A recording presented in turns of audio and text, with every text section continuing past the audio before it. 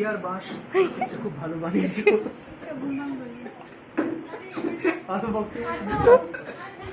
সব আয়োজন দেখে তো বুঝতেই পারছো এই দিন ছিল দিদির স্বাদ, আর সারাটা দিন কি করলাম সেটা নিয়েই আজকের ভিডিওটা হতে চলেছে। সো হ্যালো এভরিওয়ান, কেমন আছো তোমরা সবাই? আশা করছি তোমরা সবাই খুব ভালো আছো, আমিও তো খুব ভালো আছি। সো এটা হচ্ছে দিদির এই বাড়ির স্বাদ, এই বাড়ি বলতে বাপের বাড়ির স্বাদ। তো এই যে ভাই আর আমি সারাক্ষণই এরকম খুনসুটি চলতে থাকে আমাদের। আর এখানে দেখতেই পাচ্ছ রান্না বান্না কিন্তু স্টার্ট হয়ে গেছে। মা আর মামি মিলে দুজন মিলে একদম তোড়জোড় করে রান্নায় লেগে পড়েছে। মামি ওদিকে চিংড়ি মাছগুলো ভাজছিল, মা এখানে পমফ্রেট মাছ ভাজছে। অনেক রকম আইটেম হতে চলেছে আজকে। আর কী কী আইটেম হবে সেগুলো তোমাদের সাথে আমি শেয়ার করতে থাকবো। এখানে পটল চিংড়ি হয়ে গেছে, পমফ্রেট মাছ সাইডে ভাজা দেখতেই পাচ্ছ। ওদিকে কিন্তু কাতলা মাছ ভাজা স্টার্ট করে দিয়েছে ছোটো মামি। তো কি কি হবে না হবে আমি তোমাদেরকে একবারে দেখাবো।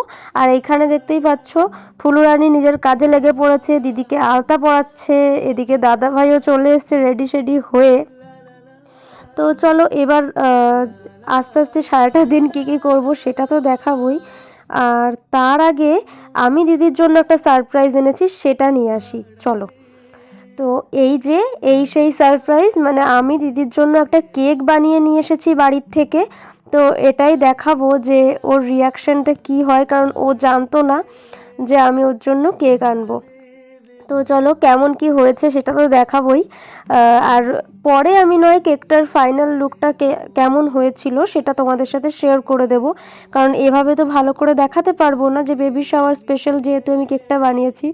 দেখতেই পাচ্ছ ওর হাসিটা দেখে যে ও খুশি হয়েছিল, এবং ও জানতোই না যে আমি বানাবো।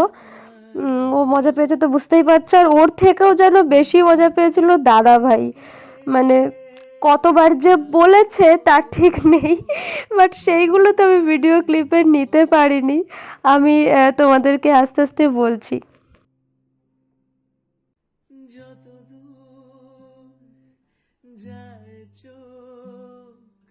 পাশে আছি আমি তোমার, আজ নয় কাল হোক কেটে যাবে।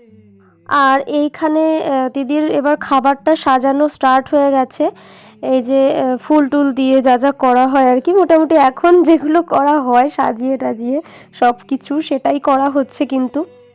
আর একটা একটা করে খাবার দেবে, এইটুকু টেবিলের মধ্যে অতগুলো খাবার সত্যি বলতে আটছিলই না, কারণ এত রকমের আইটেম হয়ে গেছিলো। আর টেবিলটা মনে হচ্ছিলো হয়ে গেছে ছোট। শেষমেশ কেকটাকে আর ওই টেবিলে নেওয়া গেল না, আলাদা একটা টুল রেখে কেকটাকে রাখতে হলো, কেন দেখতেই পাচ্ছ টেবিলটা পুরোপুরি ভরে গেছে। তো চলো দেখিয়ে দিই কী কী খাবার আছে। এখানে ভাত আছে, 5 রকম ভাজা, তার সাথে মাছ ভাজাও ছিল। এদিকে ডাল, পটল চিংড়ি, ওখানে মনে হয় পমফ্রেট, লোটে মাছ, কাতলা মাছ, একটা মাছের মাথা, চাটনি, দই, মিষ্টি, পায়েস, সমস্ত কিছু ছিল যেগুলো যেগুলো দিদি খেতে ভালোবাসে। আর সাথে এই যে আমার কেকটার ফাইনাল লুকটা কেমন লাগছে তোমরা কিন্তু অবশ্যই জানিও। ফ্রন্টে আমি ভেবেছিলাম কোনো বেবি বাম্পের দেওয়া কোনো একটা লেডির ছবি দেব, কিন্তু পরে ভাবলাম দিদির ছবিটাই কেননা দিয়ে দেওয়া যাক, তো ওটাই দিয়েছিলাম। এবার এই যে দিদি তো খেতে বসে গেছে। এখন আমাদের তো খেতে বসানি, মানে খেতে বসার থেকেও বড় কথা ফটোশ্যুট তো আমাদের করতে হবে, ওইগুলো চলছিল ফটোশ্যুট। আমরা সবাই মিলে ফটো তুলছিলাম, এগুলো করছিলাম। আর সাথে সাথে দিদির আগে আশীর্বাদটা করে নিল ফার্স্টে বড় মামি, তারপর এক এক করে এই যে দিদির শাশুড়ি আন্টি করে নিচ্ছে, এক এক করে সবাই কিন্তু দিদিকে আশীর্বাদ করে নিচ্ছে। তো চলো এগুলো হতে থাক আগে।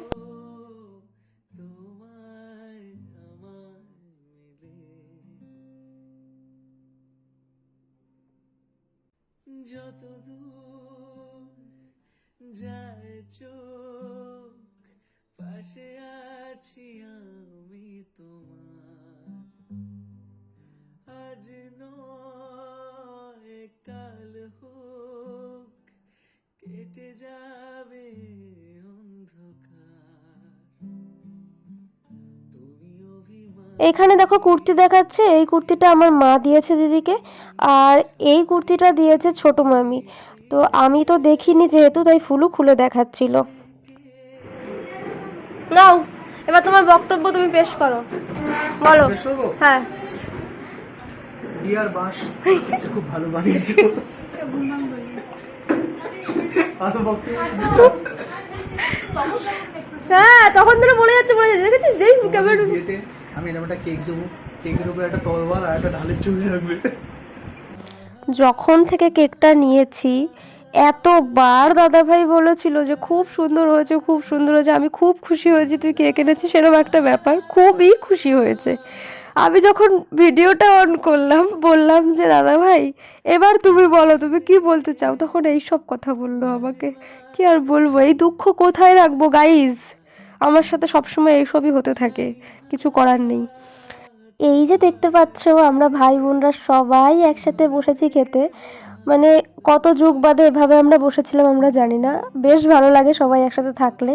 দিয়ে সন্ধেবেলা একটু ইচ্ছে করলো যে বেরোই, সারাটা দিন তো বাড়িতেই ছিলাম, তাই আমি আর ফুলু একটু কিছু খাওয়ার জন্য বাইরে বেরিয়েছিলাম।